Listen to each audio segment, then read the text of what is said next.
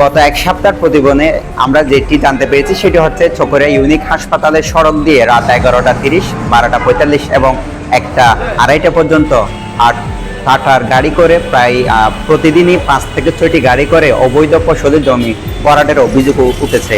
সে বিষয়ে আপনার চকরিয়া কাকারা ইউনিয়নে রাতের অন্ধকার ফসলে জমি ভরাট জড়িত লিটন ও জাহাঙ্গীরের স্থানীয়দের অভিযোগ উঠেছে। কক্সবাজারের চকরিয়া উপজেলা কাকারা ইউনিয়নের পূর্ব দারগাপাড়া এলাকায় প্রায় 2 একর 80 শতক ফসলি জমি অবৈধ ভরাটের অভিযোগ উঠেছে আবুল খায়ের টোবাকো গ্রুপের বিরুদ্ধে।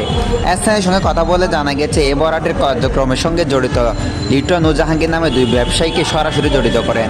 তারা প্রতিষ্ঠানের পক্ষ থেকে মাটি ভরাটে কাজে তদারকি পরিচালনা করছেন বলে অভিযোগ উঠেছে এলাকাবাসী।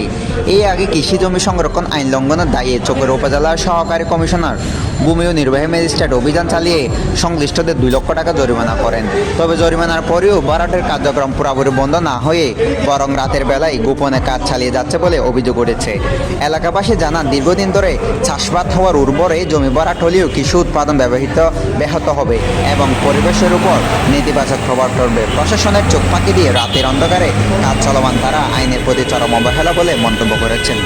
স্থানীয়দের অবিলম্বে ভরাট কার্যক্রম বন্ধ, পুনরায় অভিযান পরিচালনা ও জড়িতদের বিরুদ্ধে কঠোর আইন ব্যবস্থা গ্রহণ করার দাবি জানিয়েছে।